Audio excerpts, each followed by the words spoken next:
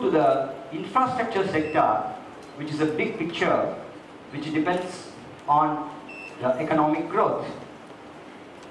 So the covering would be an introduction, the big picture, the scenario, Make in India, the sources of financing for infrastructure, and the role of public sector, causes for NPA in infrastructure financing, and more focus on how to strengthen the PSBs for extending financial sector support for infrastructure projects. The investment outlay for the different 5-year plans, it's a big picture. For the 10th plan, 2002-7, it was 8,37,159 crores. During 11th plan, 2007-12, it was 23,74,307 crores. And for the 12th plan, 2012-17, it is expected to be double, 55,75,000 crores is the outlay for infrastructure financing. The whole economic growth will depend on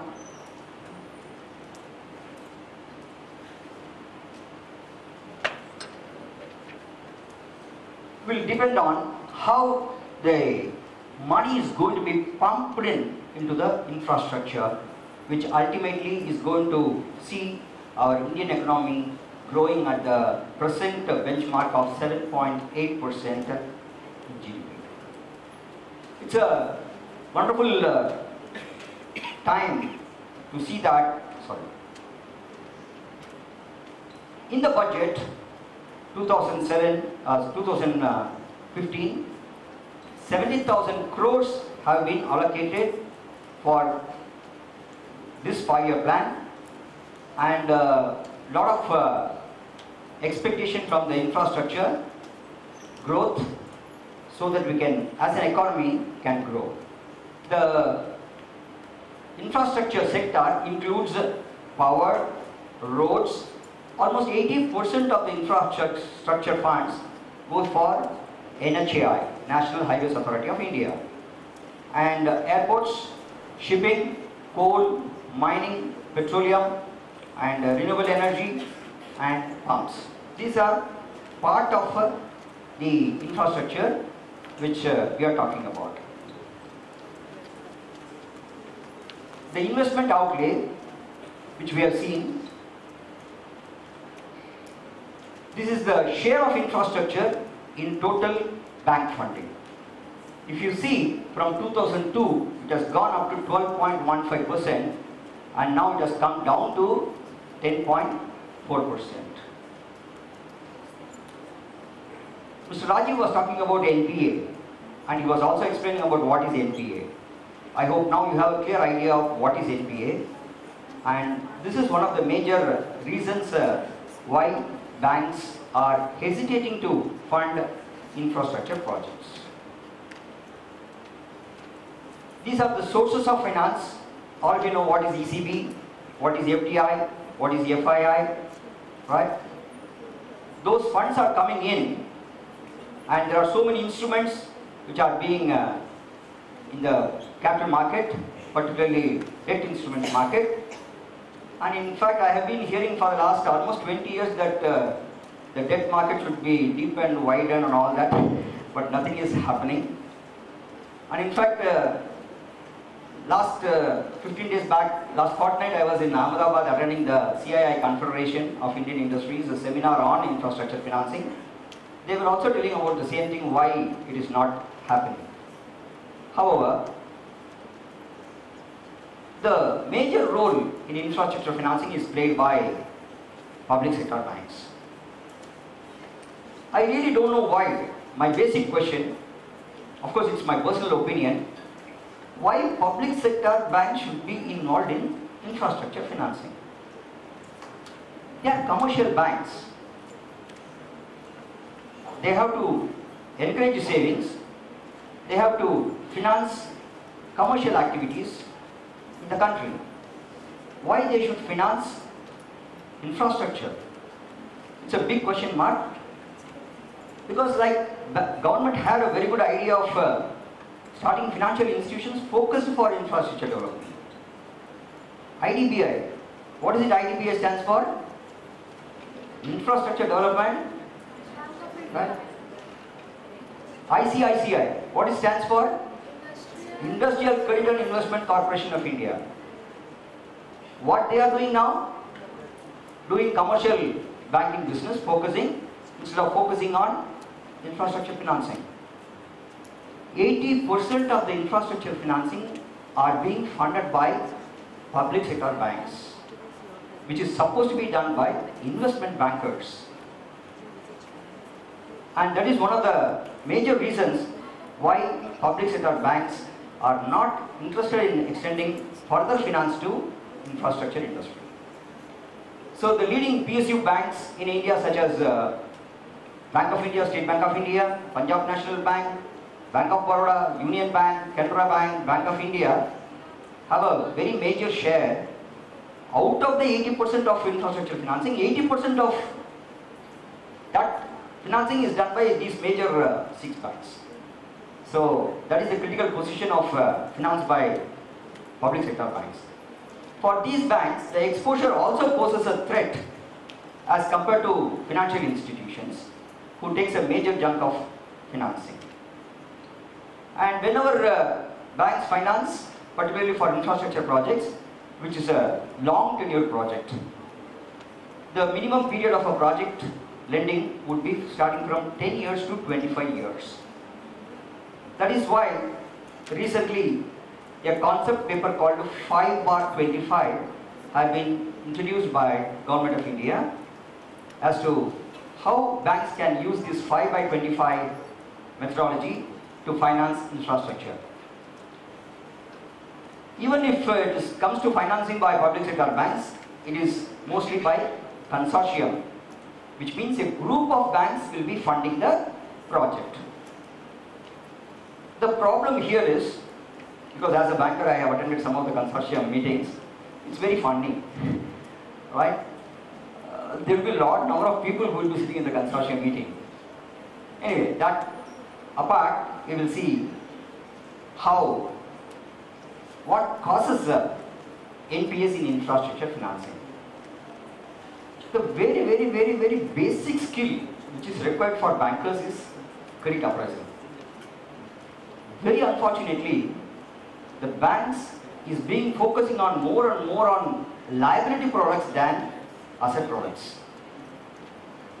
Liability products are deposits, which is giving money, which is the raw material for the banking system. And lending comes next. But since 1992, there was a huge funds and huge surplus funds both in CRR and SLR. So banks had surplus money and they did not know how to invest those extra surplus money. So that is why now also you will get a call whether you want a personal loan, car loan and all that. Because system is having a lot of surplus money as compared to the asset products. In fact, there is a concept called ALM, Asset Liability Management. In abroad, first assets will be identified and then they will raise funds for meeting the commitments of assets.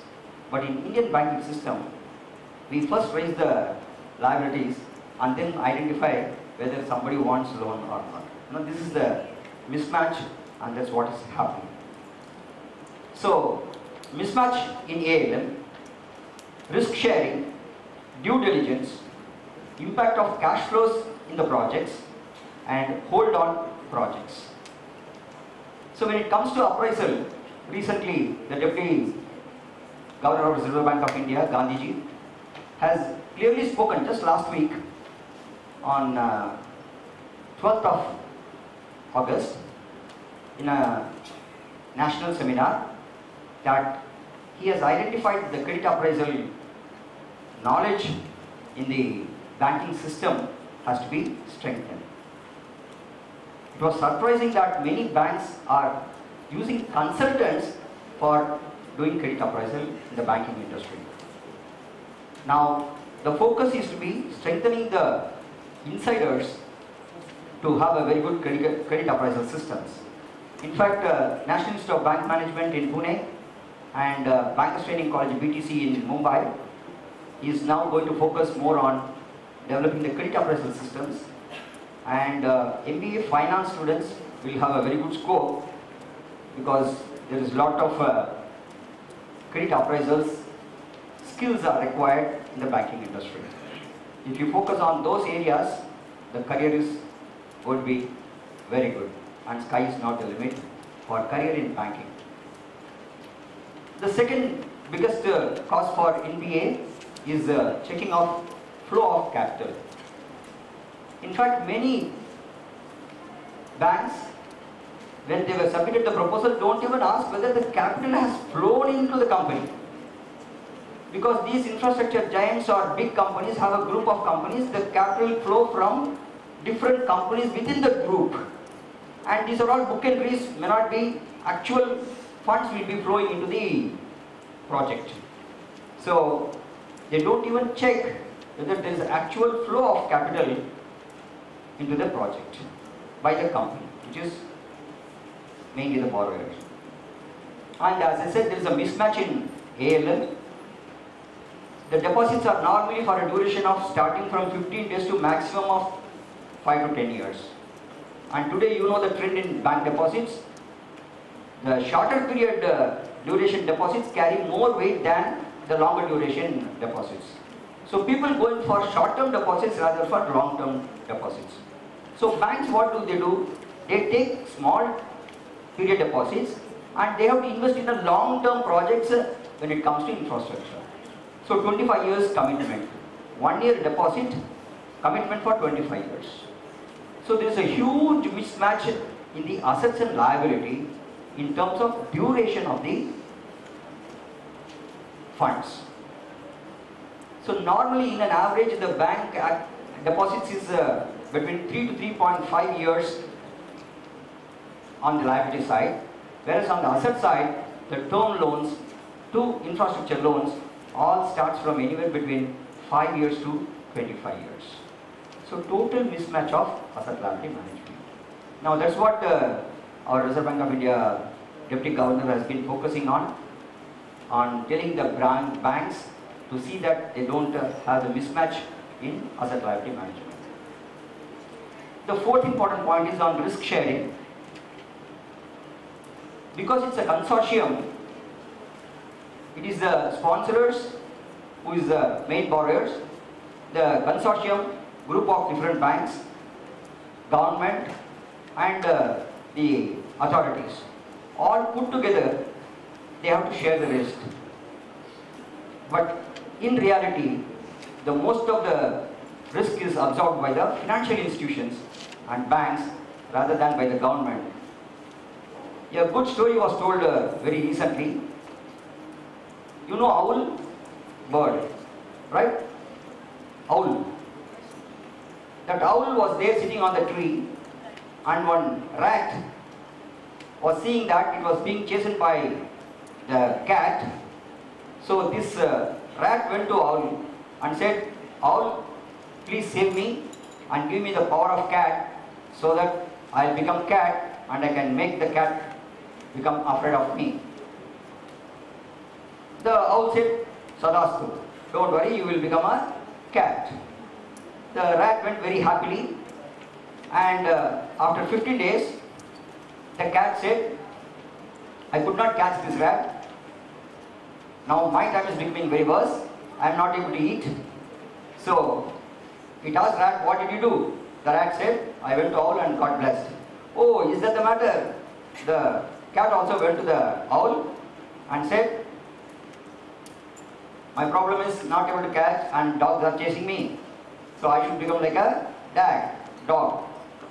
So the owl blessed, "Sadastu, you will all become dog." After 15 days, the cat tried, but it did not become cat. So it went and asked the owl, "What happened? You said to you, I will become a dog and become more powerful." The owl said, "My duty is only to see that I bless whatever you want. Making it happen is yours job." Now, that is the way our government policies are also there. They only make the policy, but they don't see whether they are implemented, or if it is implemented, to what extent it has been implemented. If it is is it successful, or is it not successful? Why it is not successful? They don't monitor the projects. They create the policies and leave it for the rest to implement it. There is another big lacuna in the system which is causing NPA for the public sector banks. Another area is due diligence. Clearances from all the boards, like if it is a land acquisition problem, like Sir said in the previous session, today unless 80 to 90% of the land acquisition is completed, the project cannot be implemented. So government is also trying to help to see that these projects are coming into reality. Environmental clearances. All these are part of project appraisal, and because banks are not giving much importance for these areas, the chances are that it may become NPA. Impact of the cash flows of the project. Many tolls in the national highways, you find big traffic area, they get good funds. Small traffic area, they are not able to even service the maintenance of the roads. So in fact that affects the banks in recovering the funds. And hold on projects. Out of 662 projects which started in 2012, almost about 60%, 412 of them are stalled for want of so many clearances and regulatory procedures. So ultimately the bank funds are blocked to the extent where the projects are stalled. So this is the future tense.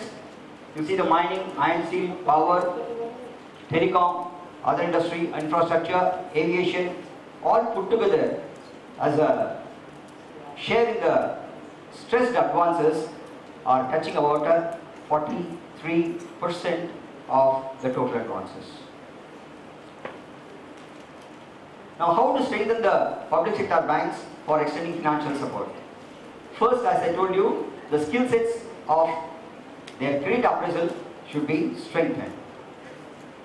The other ideas generated were pension funds and insurance funds should be allowed as players in this domain. I have my own doubts whether is it good or bad, because pension fund and insurance funds are very important, which should not be touched for risk bearing and risk taking ventures. So I have my own doubts and reservations on bringing pension funds and insurance funds into infrastructure funds. Guidelines on securitization of debts. Public sector banks should have clear guidelines on the securitization of debts. I hope you understand what is securitization of debts. The underlying security being same, they bundle it and float few new securities in the debt market. So that is what is called securitization of debt, so that they can use special purpose vehicles route for funding the projects. And there is a need for depth, also the widening of this market, debt market particularly, by creating innovative debt instruments. Now the number of days where the interest is not received in case of infrastructure projects should be at least double the period of other type of assets, because in banks you have different types of assets like working capital, term loan, etc., etc. Infrastructure is a special type of projects where it requires a lot of period for getting the funds coming from the project. So my suggestion is to see that at least, because if it is 90 days, it will be too difficult for them to get the funds. In my personal opinion, I feel it should be doubled. And also the provisioning norms should be different for the accounts which are classified as NPA under infrastructure finance. As of now, the guidelines are same for all type of assets. Increased participation in the recognition, renegotiation between the sponsors, government agencies and financing banks. In fact, I would rather suggest to limit the number of participating banks in a consortium. Today, even 30 banks together can form a consortium.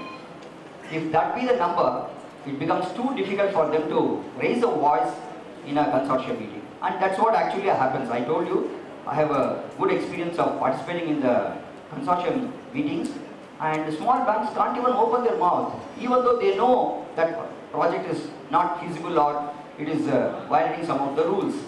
So your voice cannot be raised if the number is more. So I feel that the number of participating banks in the consortium should come down to anywhere between 8 or max of 10. So higher level of transparency in the public sector banks in asset classification and provisioning.